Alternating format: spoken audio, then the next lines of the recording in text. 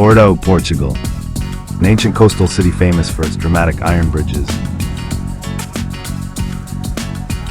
the sweeping Douro River, traditional Rabilo boats, and Atlantic beaches. It is a stunning landscape of rugged rocks, the fortress-like Porto Cathedral, and the beautiful maze-like streets of the old town. Welcome to Porto.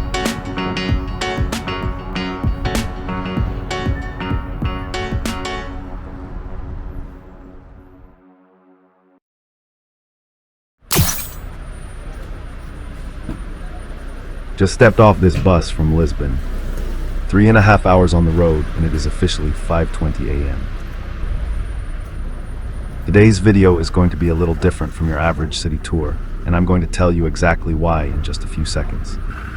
First, a quick look around Campanha bus terminal. This place is super modern, sleek, and connects buses directly to the trains and metro.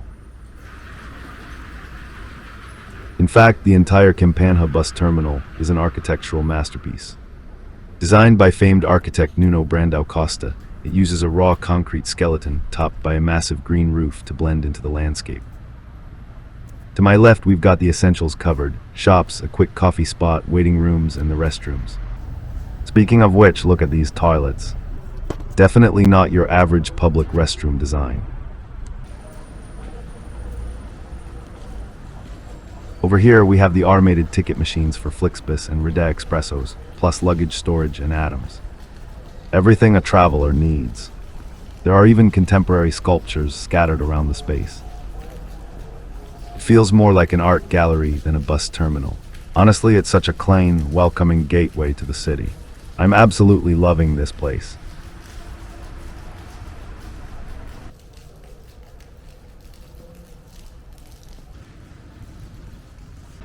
Today, we aren't chasing the usual tourist sites and hidden gems, though we will finish the day at the massive Porto Cathedral. Instead, we are walking the entire way from Campanha bus terminal, right down to the Atlantic Ocean. We'll follow the scenic riverfront promenades, capture stunning city views, count Porto's magnificent bridges, and spot the unique traditional boats. Our route takes us along the coastal paths all the way to Praia Cabedelo do Douro, where the river beautifully collides with the ocean. From there, we will explore the 300-million-year-old rock formations at Geocidio Lavadores and trek through the rugged Gaia hiking trails. Then we hike all the way back to the old town. It is strictly a foot challenge until we make it back here tonight to catch our next Flixbus. Let's see if my legs can take it.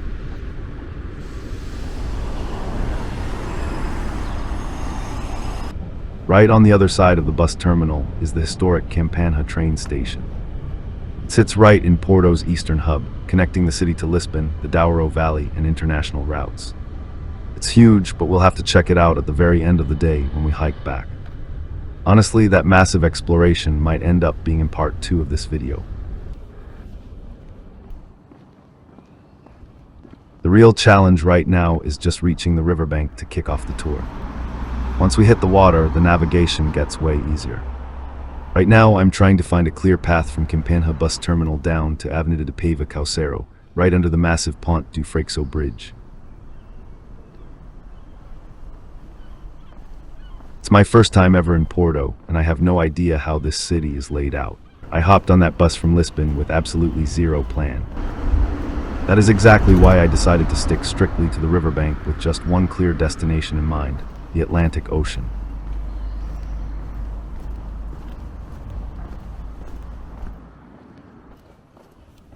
I love these early morning walks when the city is completely asleep, but it can feel lonely and honestly a bit eerie. You're in a new country, a new place, completely isolated. Despite that, watching a city transition from dark to light, from pure silence to bustling noise right in front of your eyes, is incredibly special. It feels so intimate, maybe because you are sharing a private moment with the city before the rest of the world wakes up. When the sunrise finally breaks and reveals the entire landscape, it's magical.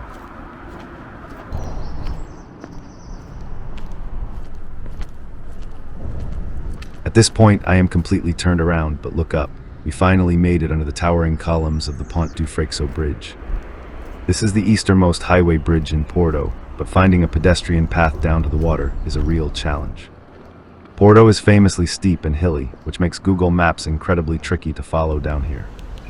But look at this, just a bit further down, there's a hidden trail ducking right under this massive pipeline. It looks promising, so let's take it.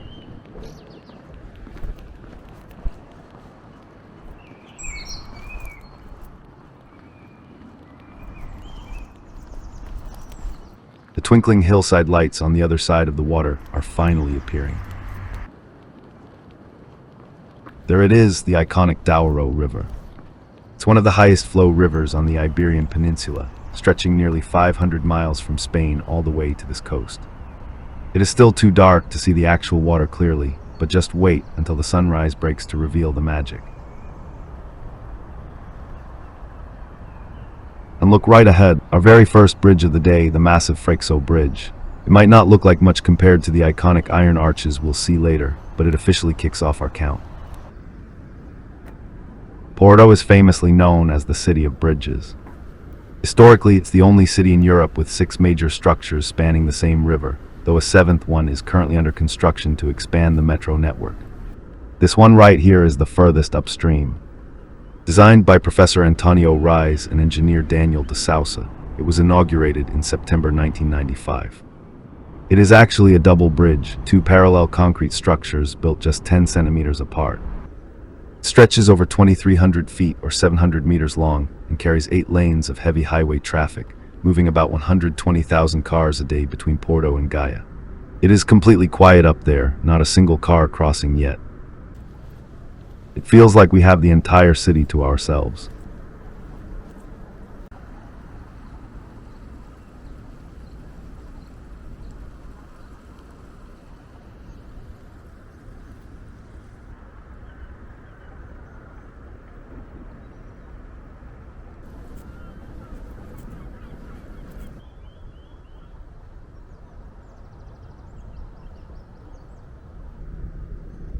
The sun is still hiding below the horizon, but it's already painting the clouds in these deep, beautiful pre-dawn colors.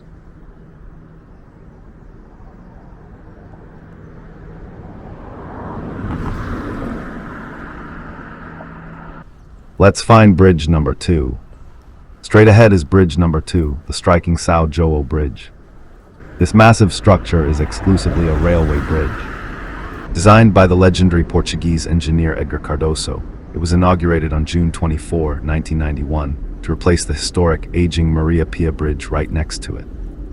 It's built from reinforced concrete, stands about 216 feet high, or 66 meters, and stretches an impressive 3,740 feet, or 1,140 meters over the water.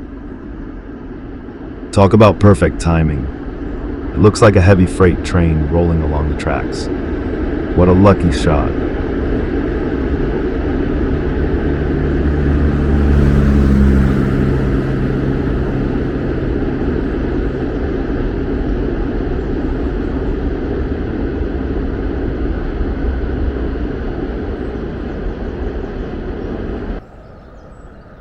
See those strange red brick structures? They have this fascinating bottle-shaped design.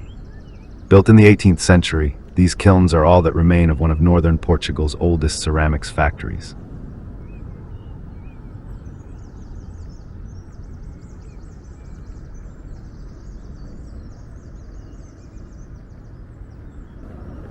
We are officially walking along Avenida Gustave Eiffel. Now, why on earth is a street in Porto, Portugal, named after the famous French engineer who built the Eiffel Tower? Well, you'll have to wait until we get a little closer to find out. But look right behind the São João Bridge.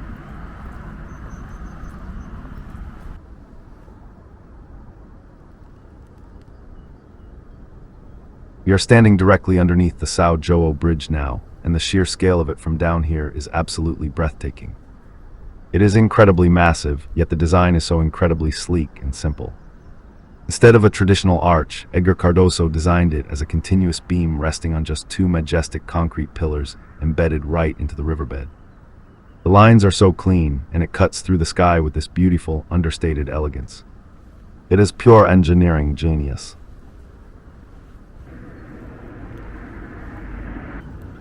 Now right in front of us is bridge number 3, the legendary Maria Pia Bridge. This masterpiece is basically the Eiffel Tower of Porto, and that is not an exaggeration. was designed by the one and only Gustave Eiffel, along with his business partner Théophile Seyri. Inaugurated in November 1877, this structure was built exclusively for trains, carrying the main railway line between Porto and Lisbon for over 114 years before retiring in 1991.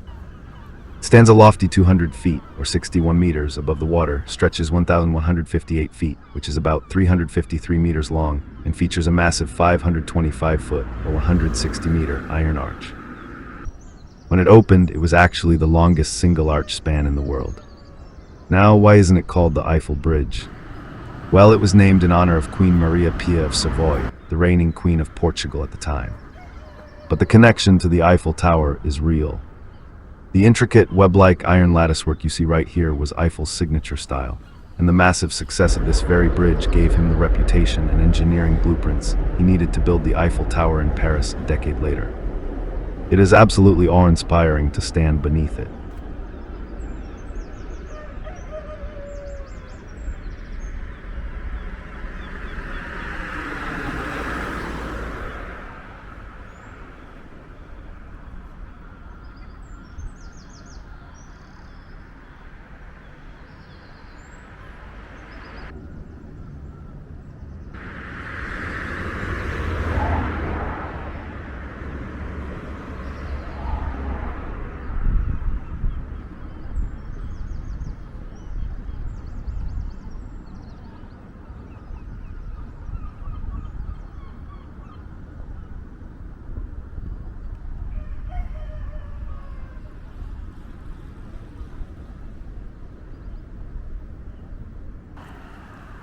And check it out, towering right in front of us is bridge number 4, the Infante Dom Henrique Bridge, or simply Ponte Infante.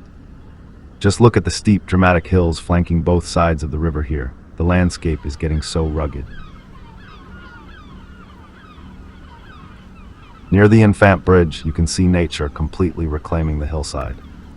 Cut directly into the rock face up there is the Ramal da Alfândega, an old 19th century cargo railway line. It opened way back in 1888 to move goods from the river port up to the main station at Campanha, but it has been totally abandoned since 1989.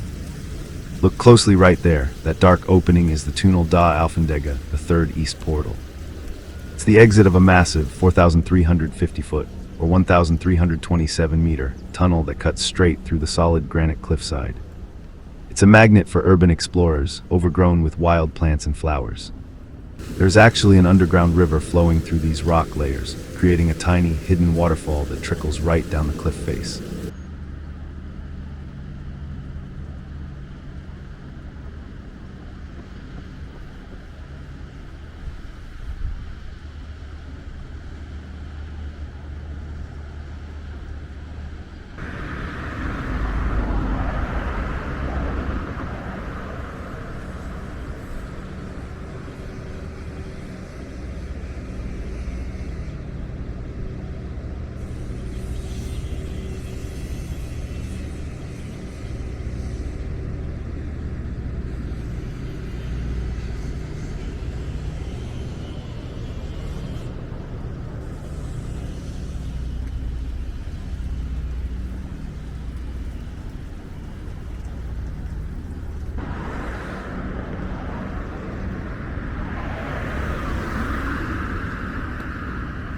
Inaugurated in March 2003, this structure was designed by engineer Adão da Fonseca.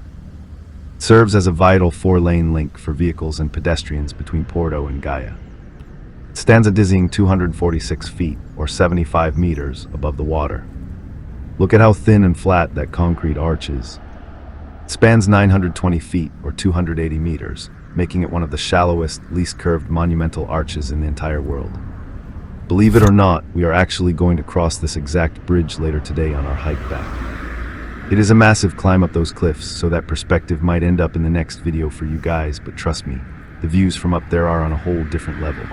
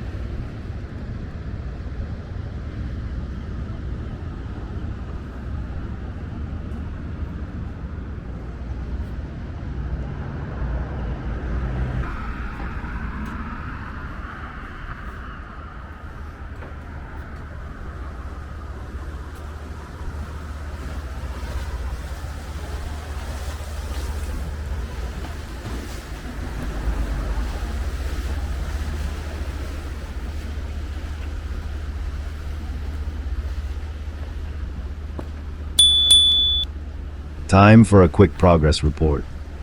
It is officially 7 o'clock a.m. Since leaving the Campana bus terminal, we have smashed roughly 2 miles, or 3 kilometers, on foot to reach this point. That leaves us with about 4 miles, or 6 kilometers, left before we finally hit the mouth of the Atlantic Ocean at Foz do Douro. So far, we have successfully checked off 4 major bridges. The sun is officially up now, but because of these towering cliffs, we still can't actually see it over the horizon. And there it is, standing proud in the distance, bridge number 5, the world-famous Dom Luís I Bridge. This double-deck iron masterpiece is the absolute symbol of Porto. Designed by Théophile Seyrig, a disciple of Gustave Eiffel, it was inaugurated in October 1886. It stands 148 feet, or 45 meters, and features a sweeping iron arch that spans 564 feet, or 172 meters. What makes this bridge so incredible is its dual-level design, and you can walk both. The top deck is reserved for the metro lines and pedestrians, while the lower deck is for vehicles and foot traffic. We are obviously sticking to the lower level today to cross the Douro River on foot. Perched right on top of the hill on the Vila Nova de Gaia side is the magnificent Mosteiro da Serra do Pilar. It's an ancient 16th century monastery famous for its unique circular church and cloister.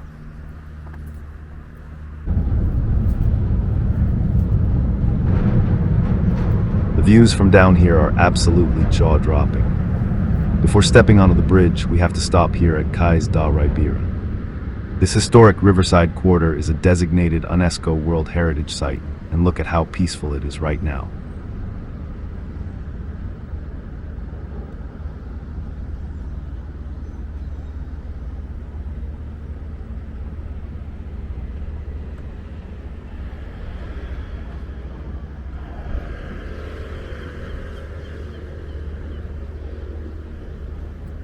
When we come back here in the afternoon, these ancient cobblestone streets will be absolutely bustling with street performers, tour groups, and vendors, almost to the point of being unbearable.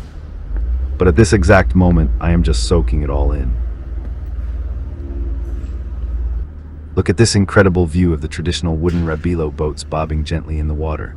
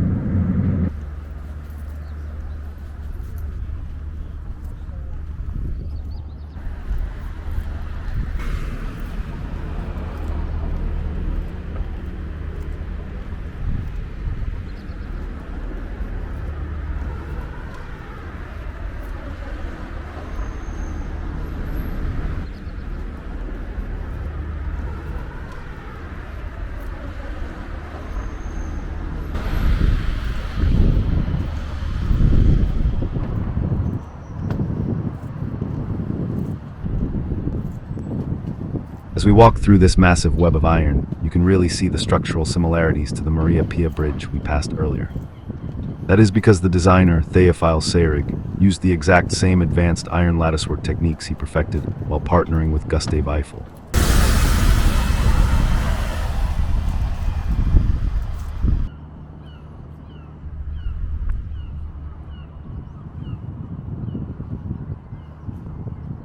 However, there is a massive difference. The Maria Pia was built strictly for trains with a single high-level span. But as Porto rapidly grew in the late 1800s, the city desperately needed a way to move heavy horse-drawn wagons and traditional cargo directly between the riverbanks without forcing traders to climb those brutal cliffs. Seyrig solved this by designing a completely unique double-deck structure. The massive iron arch actually supports the upper deck while holding the lower deck suspended just above the waterline. It is the only bridge. It is the only bridge in Porto's historic center engineered this way, acting as a two-in-one transit system.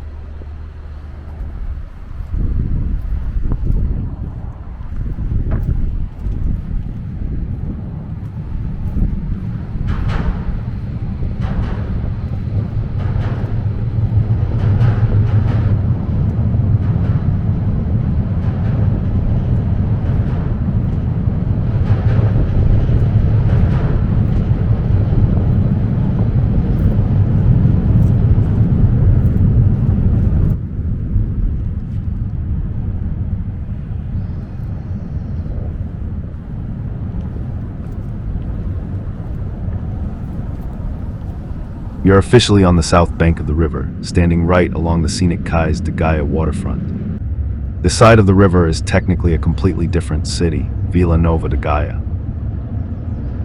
Look at that incredible view of the massive hill rising directly above Cais da Ribeira, where we were standing just a few minutes ago. Right at the very top of that steep granite cliff sits the iconic Porto Cathedral. Sprawling down the hillside right beneath it is the old historic district, a beautiful cascade of colorful, pastel-toned houses, ancient stone walls, and hidden alleyways stacked on top of each other. Seeing it from this side gives you a whole new perspective on just how vertical and breathtaking Porto really is.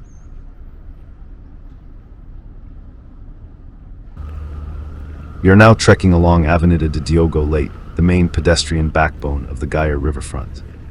This wide promenade is historically significant because it sits right in front of the legendary port wine cellars, where fortified wine has been aged and shipped for centuries. Right now it is so peaceful and quiet out here. The air is fresh and we practically have the whole sidewalk to ourselves. But just like the Ribeira side, the transformation later today will be wild. When we return this afternoon, this entire avenue will be packed wall-to-wall with tourists, local street vendors selling artisan crafts, and patio dining spilling onto the pavement.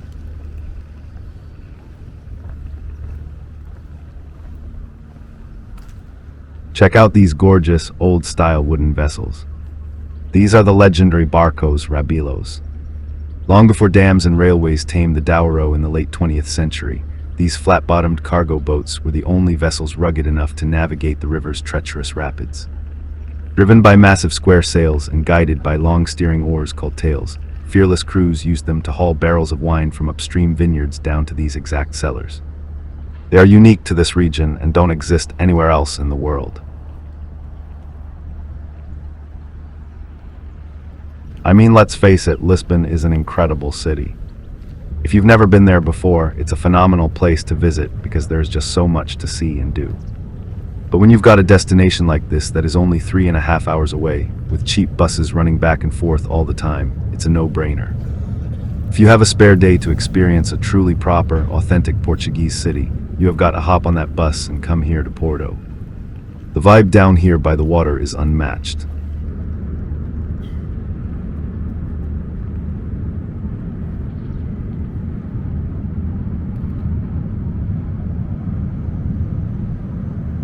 Turning back toward the street just before the Gaia cable car station, look at the architectural contrast on these riverfront buildings. A lot of these structures are centuries old and were heavily neglected over time. To preserve the historic aesthetic, developers have kept the crumbling, original stone structures barely standing while building completely modern, sleek glass interiors right behind the old facades.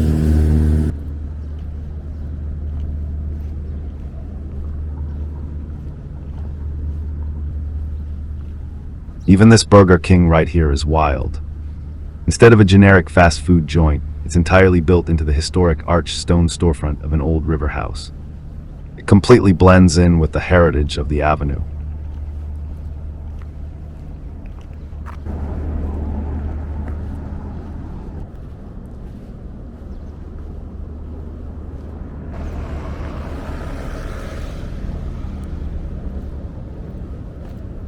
Right ahead of us is the lower station for the Teleférico de Gaia, or the Gaia cable car.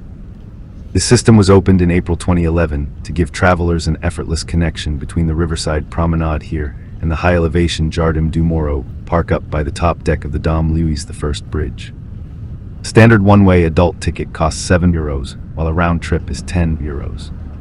It's a brief scenic ride taking less than 5 minutes to glide above the rooftops of the port wine lodges. You can skip the ticket and hike up the steep, winding staircases and zigzagging alleyways of the Gaia hillside for free.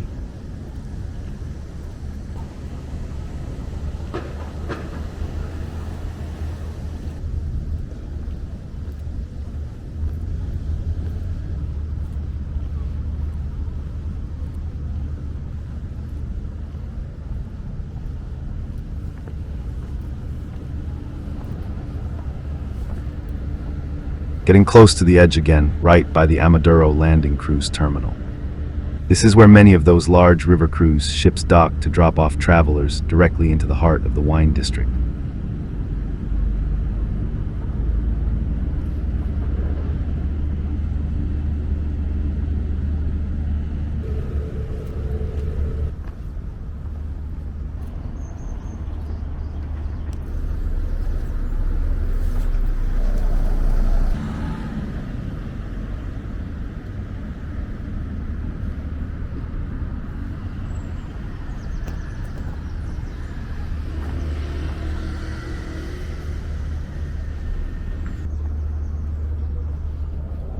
Pushing forward along the water, I just stumbled upon this heavily weathered, rustic boat skeleton resting at the Sacronaval Estelero Naval do Rio Douro.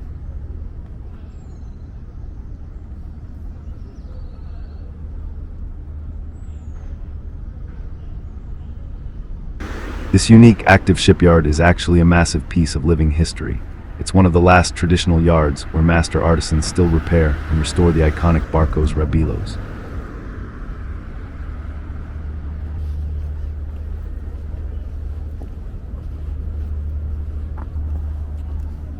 Leaving the yard, we are stepping onto the beautiful, wide wooden boardwalk running right through the heart of the Cais de Gaia promenade. Looking to our left, there is a sprawling complex of shops, modern tasting rooms, and restaurants built right into the historic stone wine warehouses.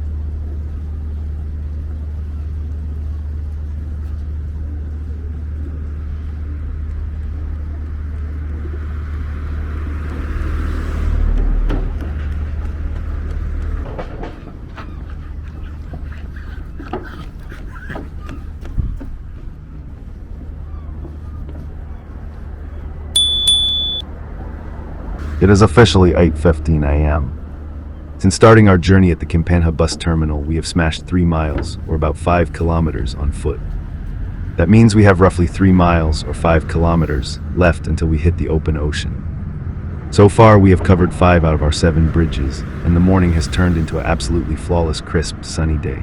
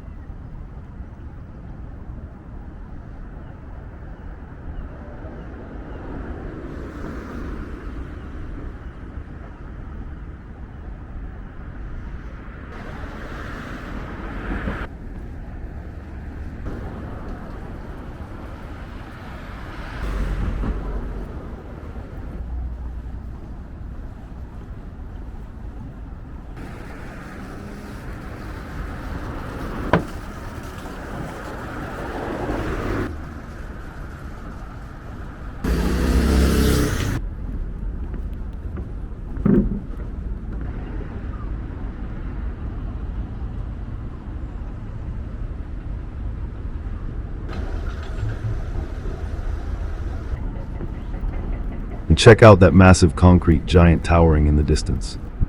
That is bridge number 6, the spectacular Arrábida bridge, our final bridge before we officially hit the Atlantic Ocean.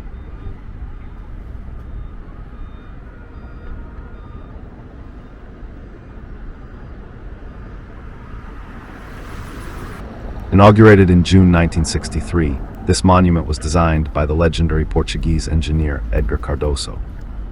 carries 6 lanes of heavy highway traffic, standing a breathtaking 230 feet, or 70 meters, above the river. The main concrete arch spans an incredible 885 feet, or 270 meters. When it was built, it actually shattered world records as the longest reinforced concrete arch span on the planet. The absolute coolest part, it is the only bridge in Europe where you can actually strap into a safety harness and do a guided climb up the inside of the concrete arch right to the very top. Once you summit, you are treated to a secret 360-degree panoramic view of the entire city and the ocean. Since we are on a strict foot challenge today, we won't be scaling the arch, but just walking beneath its sheer scale is absolutely mind-blowing.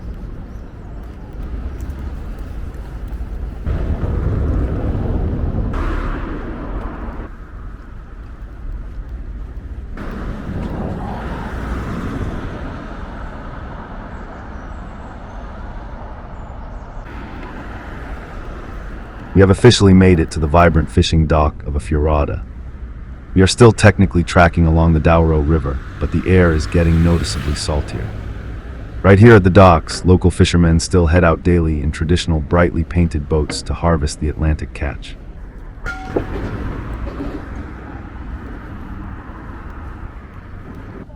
Just a bit further ahead, right past the sandbanks of the nature reserve, is the exact point where the river finally dumps into the open ocean. You can actually feel the energy shifting as the river current starts to meet the incoming sea tides.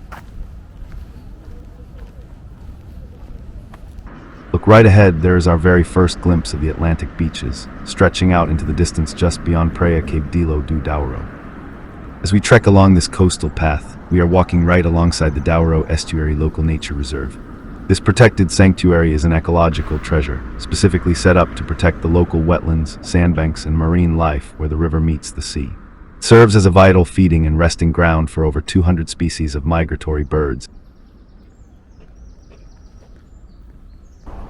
We are so close to the final destination, let's keep tracking forward.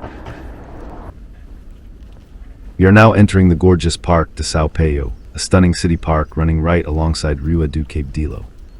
Just look around, this green space is absolutely beautiful. The city has built incredibly clean, wide walking and dedicated cycling paths that weave seamlessly through the lush lawns and manicured gardens.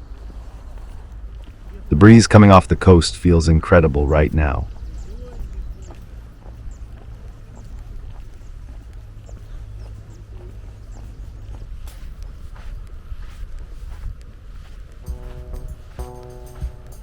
We have finally made it. We are officially standing right on the sand at Praia Capdelo do Douro. This breathtaking wild beach sits right at the mouth of the estuary, offering front row views of the rough Atlantic waves crashing into the Douro River current. And that is where we are wrapping up part 1 of this walking challenge. Let's do a quick recap. The non-stop walk from the Campanha bus terminal to this exact spot takes about 2.5 to 3 hours. For me, with all the stopping, filming, and a quick breakfast rest, it took roughly 4 hours. We covered somewhere between 7.5 to 9.3 miles, or 12 to 15 kilometers. The route down the riverfront is mostly flat and incredibly enjoyable in the early morning crisp air. Though trust me, hiking all the way back later today was definitely a lot tougher. Make sure to tune in for the next video because in part 2, we are going to fully explore this coastline. We'll trek further down the rugged Vila Nova de Gaia shore to inspect the ancient 300-million-year-old rock formations at Geocidio Lavadores. From there, we are hiking all the way back to the historic center, crossing one of the dizzying high-level bridges for some of the most jaw-dropping views in Europe, and finishing the day at the majestic Porto Cathedral. Hit that subscribe button and see you in the next video.